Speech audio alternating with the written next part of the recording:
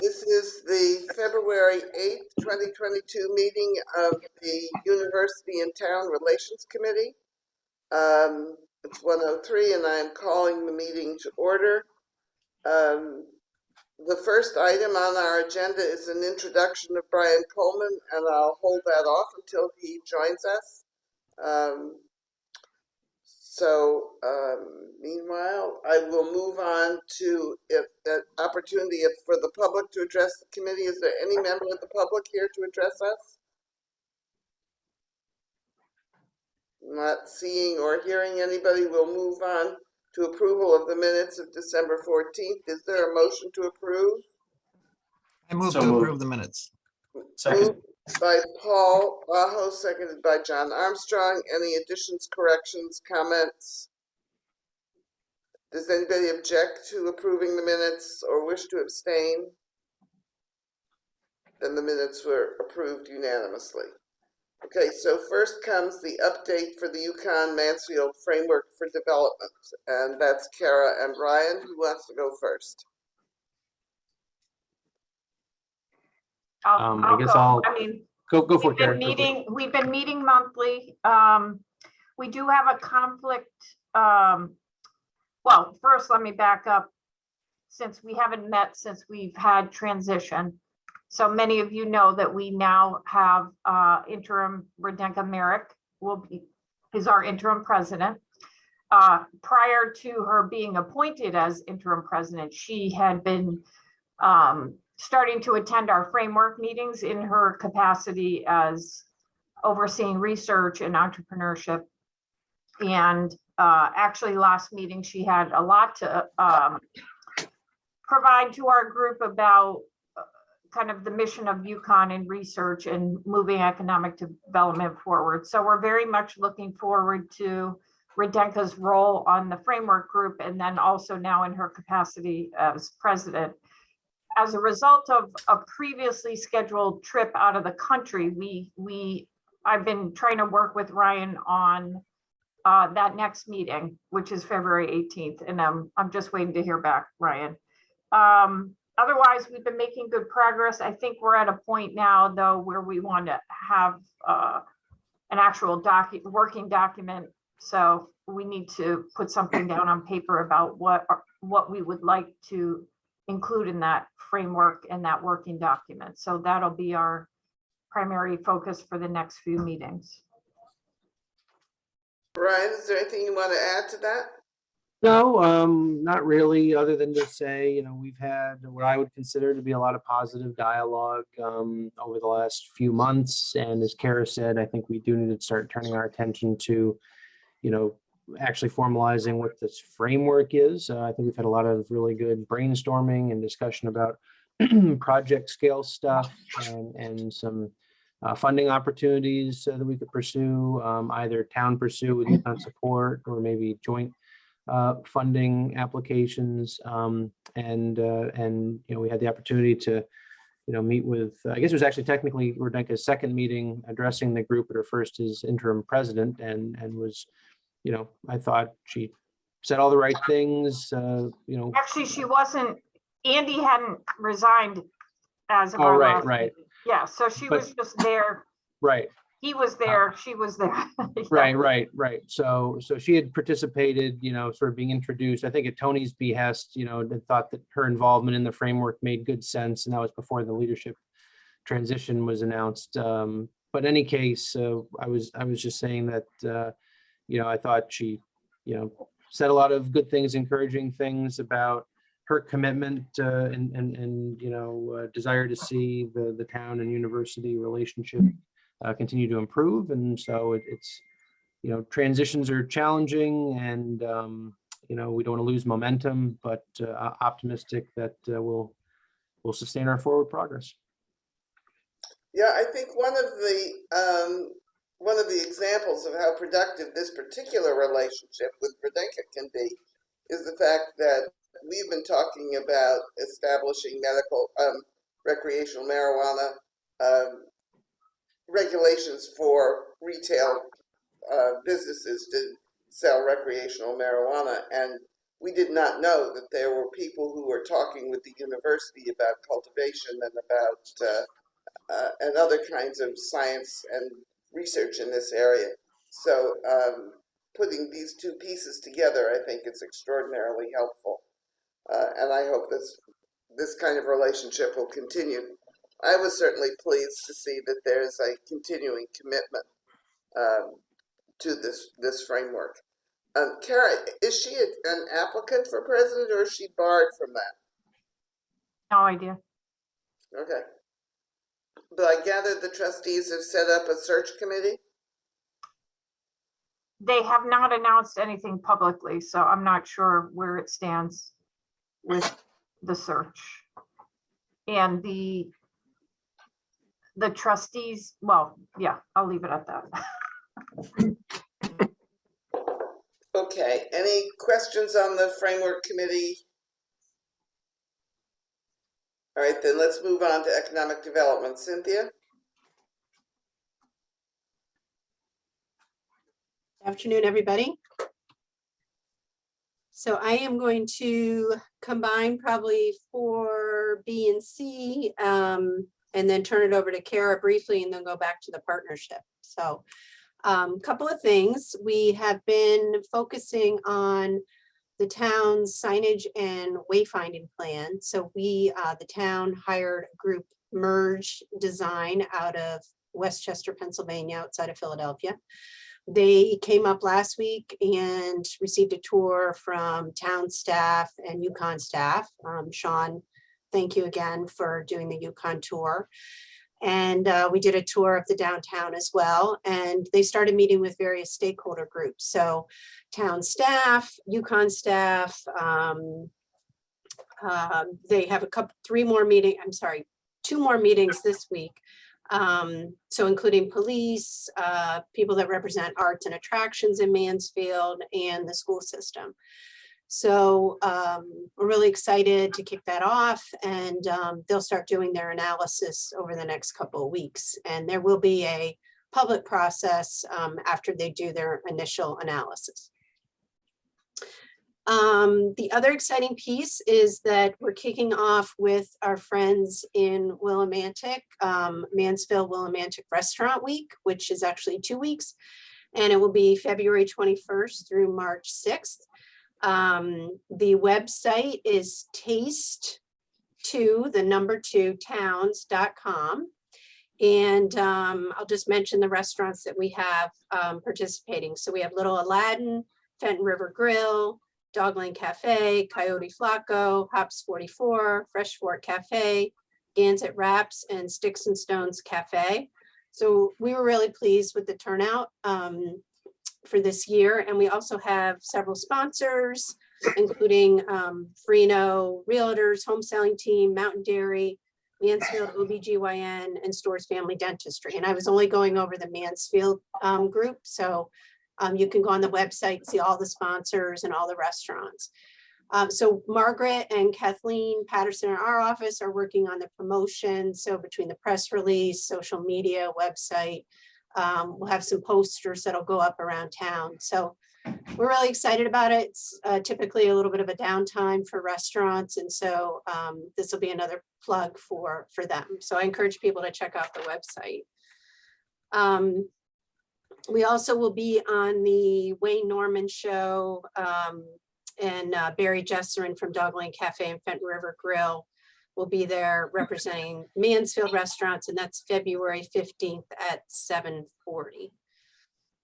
So the other thing that we've been working on with the 4-town group are several follow-up items. We're working on trying to get a consultant or an intern to help us really, as we've said, quarterback that implementation plan. And Kara, I don't know if you wanted to do an update on some of the things that you're working on in terms of reaching out to small businesses. Sure. So one of the big items in the plan, well, not one of the big items, but a theme within the plan within the 4-town structure is that there are over 1,000 businesses in the area, 95% of which are small business. So there were recommendations made in the plan specific to how the university, not just UConn, but Eastern as well, can support the 1,000 or the small businesses in the area. So one of the ones, and even having a conversation with the partnership about the need for an intern, one of the things that we're pursuing is UConn is going to host a series. Well, we don't want to call it a series because they're independent of one another, but a series in terms of multiple virtual programs targeted to small businesses in the area. The first of which is about interns, how to hire them, how to go into our portal. The second is about career opportunities, not just post-graduation, but actual, if you had a vacancy and you needed to tap into the student network for that. We're going to do a workshop about some of the work being done at IPB, which is the incubator space, some of the grants that the UConn has been given through federal money to support technology and initiatives and leverage some of the resources within the incubator and within IPB. And I feel like I don't have those notes in front of me. Hopefully the Small Business Development Center will do a presentation. So the goal is really to provide resources to all the small businesses in the area. Although they're not formal members of the Four-Town Initiative, the Windham County Chamber of Commerce and the Tallinn County Chamber of Commerce both attend our meetings. Tallinn County is 13, I think she said, cities and towns. Windham County, I don't know. So when we do the marketing for the Four-Town Initiative, we're not going to be, saying that if you're only within those 4 towns, you can attend these workshops, because the goal is really to provide as much information as possible to everyone outside and in the region. So that's kind of the first thing that we'll be doing under the umbrella of the Four-Town Initiative. Thank you. Does anybody have questions for Cynthia or Kara? I would Since just Brian- add, Mayor, while it's all still very preliminary and the council, has really just started its deliberation on rescue plan funding proposals, just want to let folks know that part of what is being proposed for the council's consideration as far as how the town would use some of its American Rescue Plan dollars is funding support for local businesses in a few different ways, but would actually include some direct funding support for Four-Town initiatives. So just want to throw that out there. Thank you. Brian Coleman has just joined us. We are really pleased to have appointed Brian to this committee. I think I have 2 problems. One of them is I would like to get through the agenda in as much thoroughness as possible. The second is both Brian and I have a 2 o'clock meeting, so we have a real time crunch. So what I'm going to suggest is that we go around the room and figuratively and introduce ourselves to Brian, just so he knows who he's talking to. John, you want to start? Yes, I will, Mayor. Thank you. Welcome, Brian. John Armstrong, Director of Off-Campus and Commuter Student Services at UConn. Paul? Yeah, Hello. I'm the chair of the Planning and Zoning Commission of Mansfield and also a agricultural economist. Hello, Paul. Eric, I think you and Brian Yep. probably know each other pretty well. Yep, we do. Not pretty well, but know each other. Yeah, Sean? Thanks, Mayor. Good to see you again, Brian. Sean Basington, Hi, Sean. Director of Landscape Architecture and Site Planning at UConn. And also a town resident. Thanks, Mayor.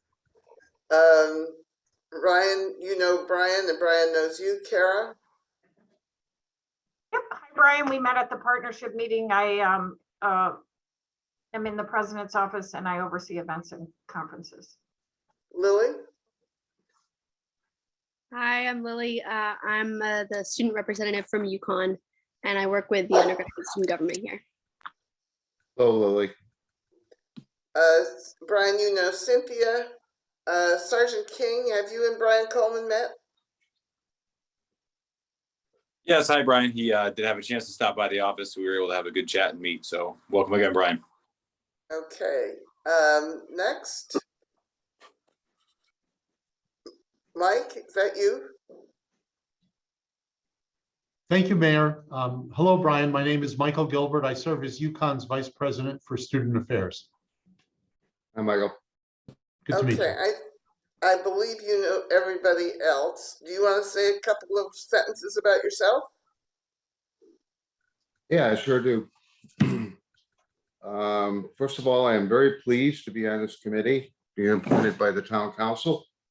I was born and raised in Andover, Connecticut, just south and west of Mansfield, 1982 graduate of the University of Connecticut. I've been married to a Mansfield girl for 35 years. We have 2 children. Both of those children are graduates of the University of Connecticut. I also worked for the University of Connecticut Libraries for 27 years. I participated in a lot of organizational teams, and I think I can bring a lot of skills to this committee. Thank you. Thank you. All right. The next one is did you cover the opportunity zone already, Cynthia? Yeah, I mean, we continue to use our brochure to promote the opportunity zone and meet with folks that come and outreach to us. I can talk a little bit, just briefly, Tony, about the partnership. Yes. The big piece is the Downtown Store Strategic Plan. So that was completed in January, and the board spent some time at its meeting last week going through the recommended strategies from the Street Sense team. So there's about 19 strategies and about 11 that fall into tier 1, which is the more immediate category. So the goal right now is to try to divvy up those strategies amongst board members and other folks who might be interested in participating and following through on more detailed evaluation of those strategies. So that'll be the main focus for the board over the next year. And I think it's important that one of the major focuses is to get the property owners, the landlords, more engaged in the partnership and the downtown. So that's an important piece. Linda, you want to do planning and development? Good afternoon, everyone. So in terms of things that have happened since your last meeting, we did partner with the university and Eagleville and the Mansfield Nonprofit Housing Development Corporation to submit an application to the Connecticut Communities Challenge Grant Program for assistance to help do gap financing for the Eagleville Green mixed income housing development on South Eagleville Road, as well as pedestrian safety improvements along the South Eagleville Road corridor. So that application has been submitted to the Department of Economic and Community Development, and we are awaiting their award information, which they have identified their target date is April or May. So hopefully by the next time you meet, we might actually have some information on that program for you. In terms of development activity in town, I can tell you that the Planning and Zoning Commission last night closed the public hearing on the standard at Four Corners. That is a 392 unit mixed use development that is on the site of the current Holiday Mall, former Roselle's Two Steps, and former Willard's, which is now a dog training facility. That project also includes about 15,000 square feet of commercial space. The commission, I expect, will be making a decision in the coming weeks. They did have a volunteer, a commission member volunteer to work on a motion with staff for consideration at their next meeting on February 22nd. As has been the pattern, we continue to see strong interest in housing development. The commission did a pre-application meeting yesterday evening with the developer who is seeking to build on the golf course, or the former 9-hole golf course up at Four Corners. They are also looking at about a 19-acre property across the street from the Standard project on Storrs Road, and are looking at contemplating doing townhouses in that location. So we continue to see that interest. As I think some of you are aware, we continue to try and work with developers to find housing options that are more family friendly and not as student oriented. It's tough. The market is definitely focused on student housing. So we push and we look for options and alternatives and try to steer developers toward those other markets that exist, including professionals, families, and seniors. But it's a tough road. So I think the framework that we're working on with the university will be a big piece of that. Any questions for Linda? Linda, can you just clarify what you just said about the across from the, and that was Haven, right? Yes, so they changed their name to the Standard at Four Corners. So Haven has been acquired by Landmark Properties, I believe. So the development that was the golf course, you said they were looking at other land? That developer is also looking at land across from what was formerly known as the Haven project and now is called the Standard at Four Corners. So it's the site, it's a vacant, about 19-acre site that is next to the building that housed Nature's Medicines. And wasn't that, but isn't that owned by, is that the property that was owned by Weichert or? Michael Taylor owns the property. Oh, Michael Taylor, that's right, that's right. So he would have to sell it to them first is what I'm getting at. Correct. And they, from their presentation last night, it sounds like they have, you know, either they have some type of offer or contract on the table for that. Now, it's interesting to note that this is the first project that's been, it's just the pre-proposal that is strictly townhomes and not apartment buildings. And we've been trying to encourage townhouses and not apartment buildings. So it's good to see finally a developer responding to that. Although I think this same developer proposed townhomes for the golf course property. Yeah, and then right. Part of it. Yeah. pivoted, correct? Yes. For part of that project. Yeah. Yeah. They used the same rendering last night. I think one of the members did say it looked like, this looks familiar. Have we seen this before? Yes, you have. So they are proposing townhouses on the golf course property as well. That property, that project, the last version we saw had a mix of townhouses as well as apartments.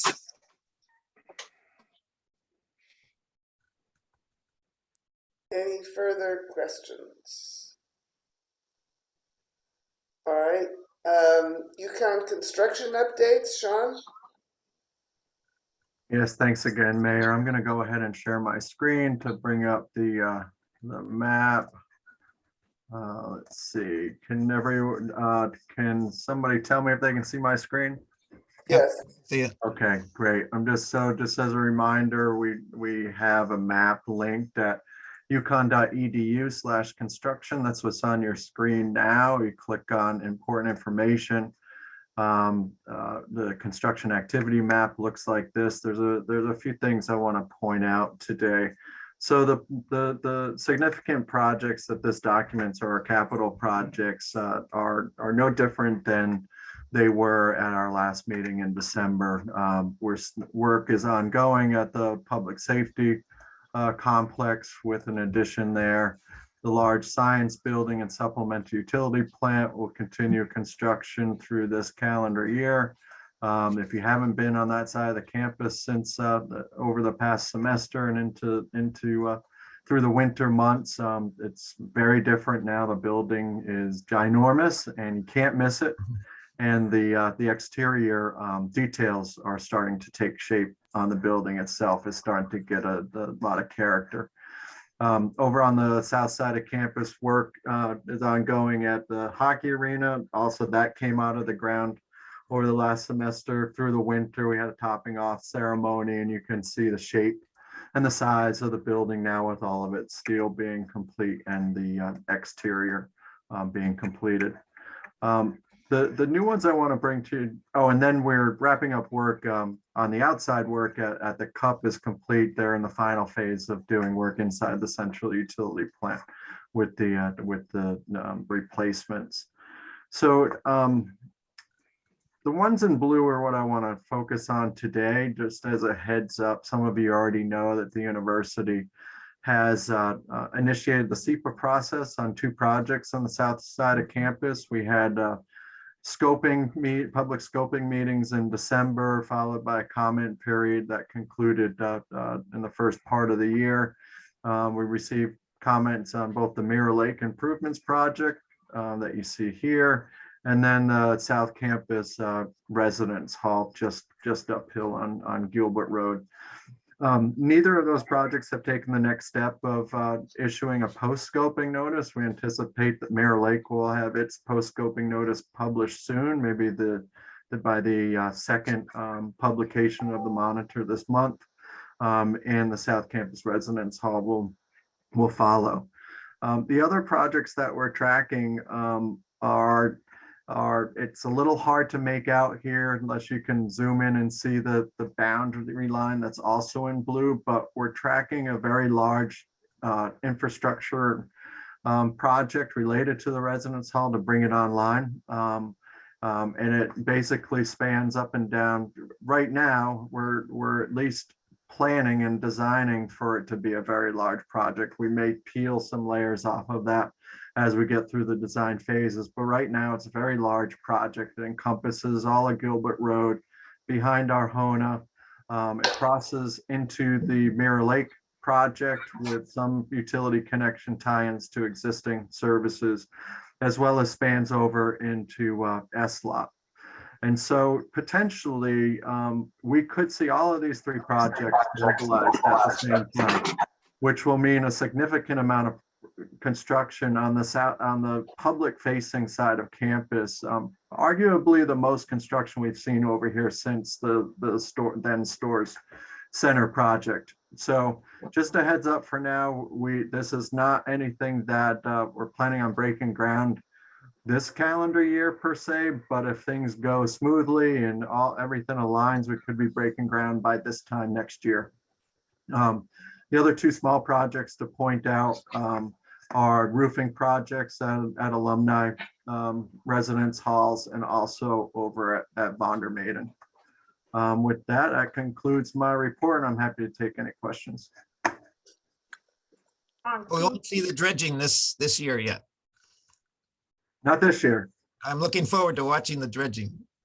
It'll be fun. Why? It's not something you see every day.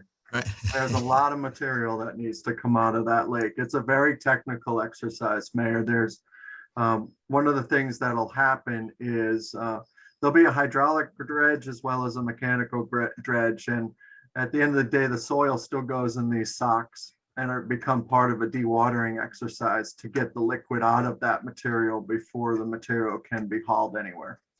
And so that material will be staged around the project site, and we're still working out the details of where and how much, but that in itself, if you like to watch construction, I think Paul is alluding to, could be fun to watch, and one we may not see again in a very long time. Brian? Forgive me, I have to ask this question. What exactly is the plan for that area around Mirror Lake that you have to dewater it or dredge it? It's just a dredging project, or are you going to be building something there? No, it's just, Brian, it's a site improvements project in addition to, so we have Mirror Lake lacks what we call freeboard. It's behind the times in the amount of stormwater that goes to it. We have to raise the dam. We have to deepen it a bit. We have to get all the material that has accumulated for as long as 5 decades, and bring it up to present day standards to prepare for storms that already exist today that it can't accommodate. There are some things that we'll be doing around the edges to treat the water and to hopefully prevent ever needing to go into the lake again for this sort of operation.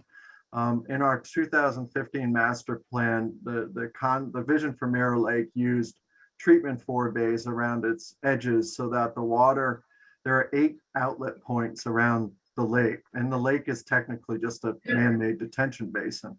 And so we're going to intercept that stormwater to do an initial level of treatment so that the water that goes into the main water body is cleaner and doesn't have a lot of stuff that can settle out and cause these sediments. So we're pushing the regular maintenance of the lake out to the edges into more accessible, smaller pockets in the forebays.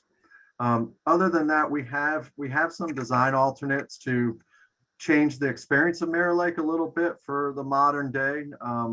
We have a promenade that's planned to go around the southern side to let folks get a little closer to the water's edge and learn more about the 4 bays. And we have a potential teaching pavilion and even a potential pedestrian bridge out to the island to experience the island on foot and see the lake from a different vantage point, which curiously enough was when the first plan for Mirror Lake was drawn in 1918, it included access to an then didn't exist yet island. So it harkens a little bit back to the origins of Mirror Lake, which is this calendar year marks its 100th anniversary, believe it or not. I may have left a beer can there in the spring of 1982. Let me know if you find it. Well, I already got dibs on the 1968 Volkswagen I've been teasing folks about. Any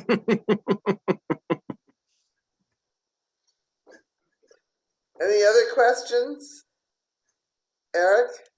Just out of curiosity, even though it's beside the point, they ever any plans to do anything with the old duck pond or Swan Lake, as they call it?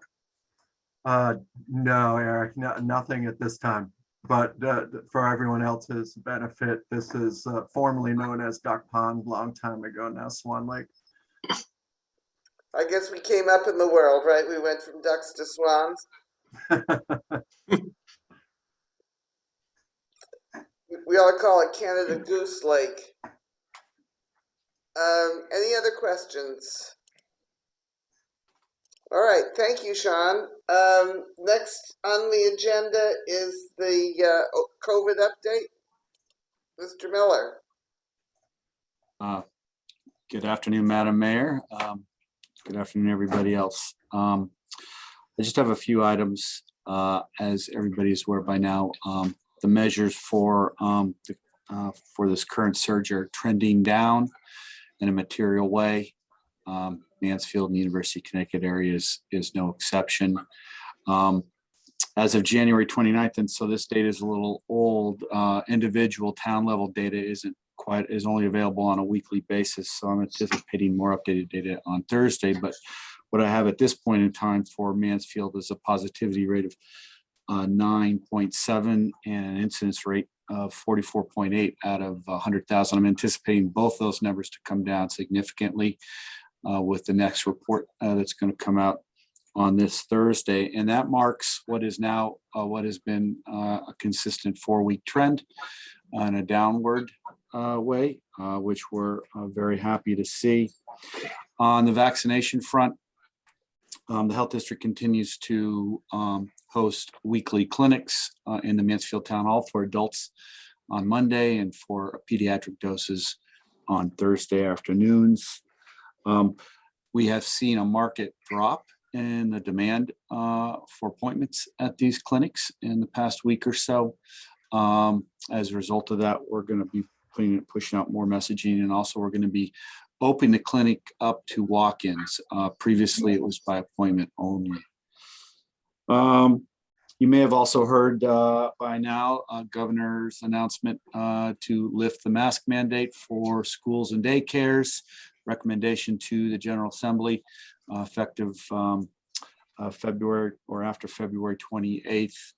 The health district, once we get an opportunity to review anticipated guidance from the State Department of Public Health, will be pushing out a communication and local guidance to our school systems on this matter in the coming days. So more to come on that.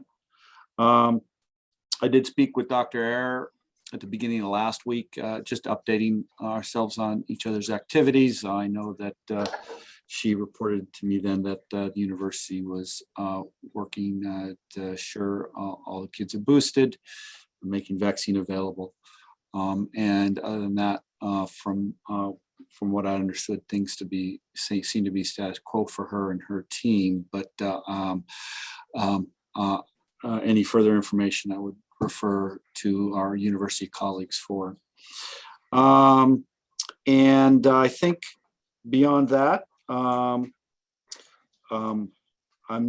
one thing that I think my office is going to have to speak with Ryan with here and sometime in the near future is how the expiration of the governor's executive orders would impact the town mask mandate. That's something we haven't discussed yet, but we need to. And so more to come on that.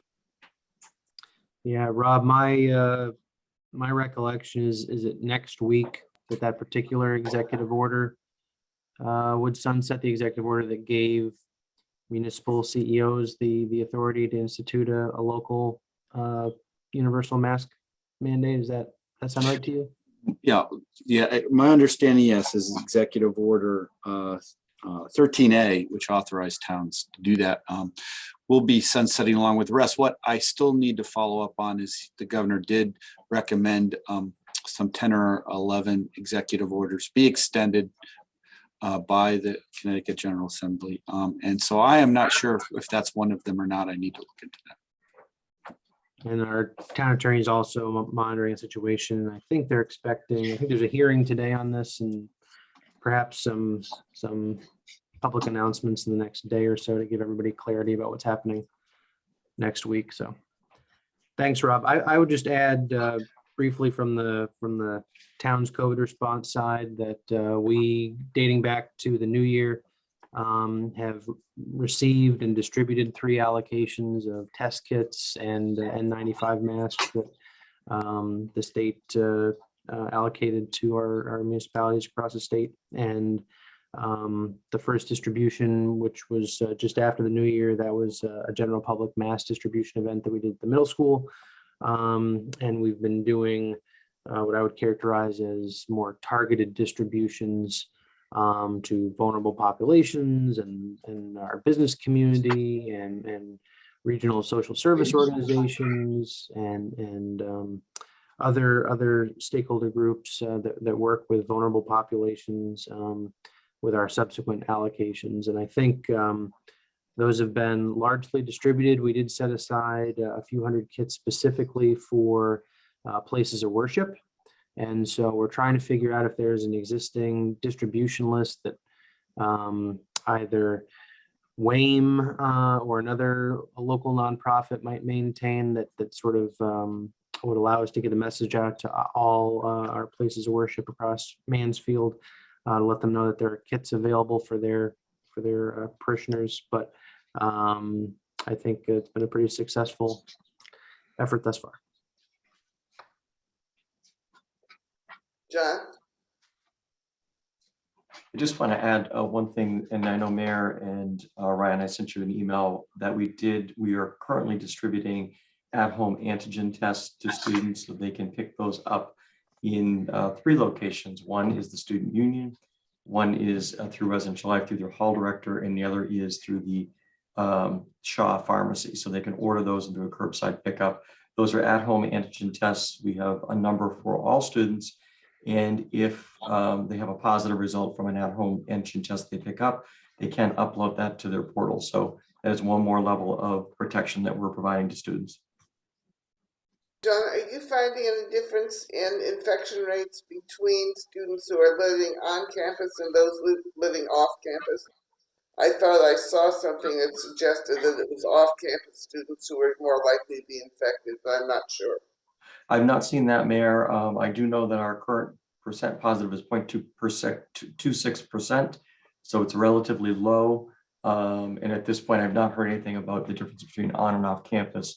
And it really is up to a student based on their testing and based on the information we're receiving from their testing. So all of the at-home antigen tests we've provided to students is another level of making it easier for a student to say, these are really comfort tests, to say, maybe I'm going to go home for the weekend, mom and dad are there, someone is immunocompromised, or I think I may have had a contact.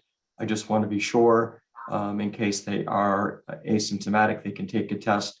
And if it's positive, it can be uploaded to the portal. So it's a wonderful opportunity. And so those are available for students throughout the whole semester until they're available, as long as they're available. Any COVID questions from anybody? I got a call from the Willimantic Chronicle this morning asking what the town was going to do. And I gave him the answer that we had given before, and that is that we'll do what Rob tells us. And that at the moment, the standard is 2 weeks of low transmissibility, i.e. not high transmissibility in Tolland County, with some concern for what goes on in Wyndham. So I think I spoke correctly on where we stand. And then I said, of course, we will be reviewing this at every council meeting for a while. Okay. Mayor, can I ask one more question? Yeah. Quick question. I know we're on time crunch. Did I hear correctly that there is a consideration of the mask, when the mask mandate is lifted at the end of the month, that there's consideration to continue that? Is that what I understood that the vote is for in Mansfield? We haven't made that decision, and we don't know yet whether we have the authority to do it. Okay. My reason for bringing up is if we do, we'd be happy to promote that to our students on campus, as we've done in the past. So it will be an item, we actually will meet after this meeting to discuss items on the agenda for next week. But right now, I suspect that the status of a local mask mandate will be on the agenda for town council discussion next Monday. Madam Mayor, if I may add, it also would be important to know where the university stands on their on-campus masking policies, and if there's going to be any potential change or consideration given the governor's change of stance. Thank you. Do we know whether there's any change planned? I would yield to Michael, but we're still in red, so we wouldn't make any modifications to our mask policy unless we moved from red to orange, or maybe even yellow. No, I think actually, Kara, I think any change would move us to yellow. And, you know, obviously we're aware of what's happening in the governor's office, and we will discuss mask policy at the appropriate time, but there's been no determination, and I'm not aware of any high level discussion at this point. Okay. Then we can move on to other business. Pedestrian safety. Ryan, do you want to bring us up to date on what the town's been doing on pedestrian safety? Yep. I think it was the last week in January, we had a joint meeting that Yukon Public Safety helped organize, town, Yukon, and Connecticut DOT to talk a bit about the need for additional pedestrian safety improvements in the downtown area, with particular focus on Storrs Road and South Eagleville Road.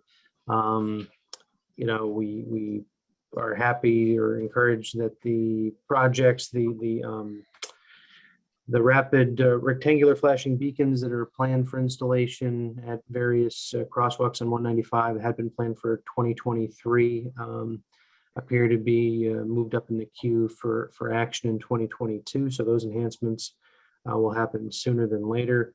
Cannot report at this time that we made what I would consider to be, you know, demonstrable headway with DOT in terms of their position that our request for RRFBs at a handful of currently uncontrolled crosswalks on South Eagleville Road, that there was any movement on DOT's part on that front. Basically, they've indicated that if we feel strongly enough at a local level that those improvements are needed, that there's a process by which we can seek their approval to do that. And of course, do that with local funds or a combination of town and university funds, however that might be done. But it's not projects that DOT, based on their existing traffic data, they feel is warranted. So we're going to continue to explore our options. But I thought it was, on the whole, a productive discussion that we had with DOT, and we'll continue to explore the best avenues to make the improvements and address the concerns that we've identified. And of course, we have applied for that grant to make some additional improvements that Linda Painter was talking about earlier. Yep. It's funny, one of the things that they were showing us, the planned improvements to 195, and there's one place where I think a crosswalk is really critically needed, and that's from Vondermaiden to Dog Lane. And they had no recollection of our ever having requested that, although we have done it twice. Fortunately, John Carrington did have records of that. So I'm not sure that we're going to be particularly happy with all the things that they do. One thing I'm fairly certain of is it will slow traffic going through stores, but it will be definitely safer for pedestrians. Anything else on pedestrian safety, Kara? Yeah, I wanted to mention that I have had conversations with UConn Public Safety, and there is a desire to work with the students, and Lily, I was going to talk to you about this separately, to have an entire pedestrian safety campaign that is directed towards students. So I know that is something that they're interested in doing. So it could be something that we could report at the next meeting. I would really hope so. One of the scariest things there is to come upon a student in dark clothes at dusk with no warning. And but it's actually twofold too, because of what the law says about pedestrians near the crosswalks. And since it recently changed, the law changed, if they even signal that they might be crossing, that vehicles need to stop. So it's two ways, I think, from the pedestrian standpoint, but also the vehicular standpoint. the drivers, yes. Brian, and then I think Eric, and then Lily, or was it? No. Not No, me. was it Paul? Brian. Yeah. Okay, Brian first, and then Paul, and then Lily. A little off of what Kara said. My comment was going to be about pedestrian behavior. 27 years of driving on campus, I've noticed that the pedestrians on campus often jump into the crosswalks without looking. And that works because the speed limit is so low. You see somebody coming up the crosswalk, you automatically just assume that they're going to be entering the crosswalk. But I also see that they tend to take that behavior onto the state roads. So maybe Kara's idea on pedestrian safety campaign is a great one. Thank you. Paul, did you have your hand up? No. Okay, Lily? I was just going to respond to Kara and say that's actually something that I've heard like different clubs, social groups recently in the past semester or two. So I'd love to touch base with you over email about that. Students would be really interested in some kind of campaign. Okay, good. Anything else on pedestrian safety? Sean has his hand up. Sean.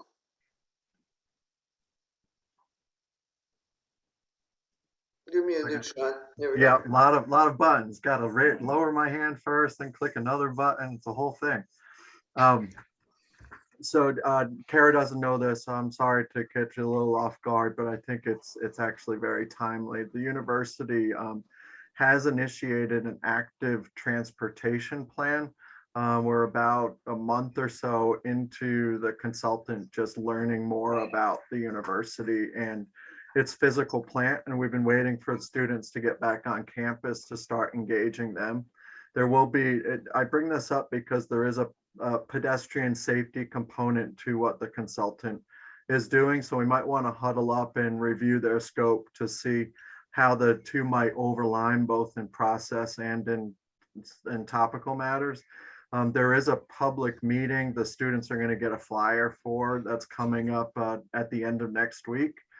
And then a survey that will include questions about pointing to unsafe conditions around campus, by foot, by bike, by any mode of transportation other than a car, actually. So we can just huddle up and see how and if you want to have those intertwined, Kara. You know, the WRTD, which is now running UConn's shuttle bus system, has been proposing some changes in their routes to the town of Mansfield, and that includes some changes around UConn. It might be really useful for this group to take a look at some of those proposed changes. It seems to me it would make a great deal of sense if shuttle buses were serving off students who lived off campus as well as simply being, taking people from one end of the campus to another. And if this is in fact our regional transit district that's running this, it shouldn't be too problematic to achieve it. I know that one of their routes talks about Hunting Lodge Road, so there is something going on. John and then Lily. Mayor, that's a great point. My office and I work closely with WRTD and UConn Transportation around areas where the shuttle should be traveling. It currently does travel down Hunting Lodge Road. It does a loop. So it is covering a majority of the apartment complexes along Hunting Lodge Road.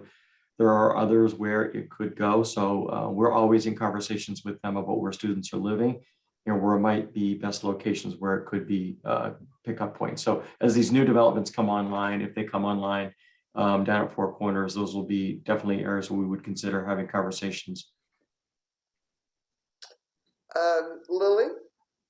Yeah, I don't know if this is too far off of what you're talking about, but I've heard a lot from students, again, especially recently, about wanting UConn and surrounding areas where a lot of students live off campus to be more like bike friendly, both for like environmental reasons, not wanting to use a car, and also just because it is so expensive to buy a parking pass. And I know, I don't know how like this is helpful at all, but I know students who live along Stafford Road and nearby have expressed a lot of safety concerns about biking. So that is just kind of what I've heard from students wanting it to be more bike friendly. Route 32, Stafford Road is a state road, so this might be something that we should involve the DOT in our discussions as well. Anything else?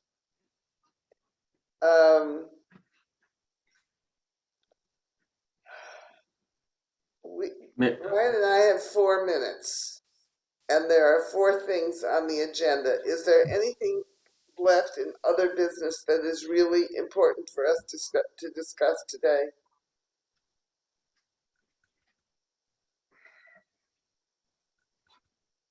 Okay, can we simply postpone some of those items for our next meeting? Would anybody object?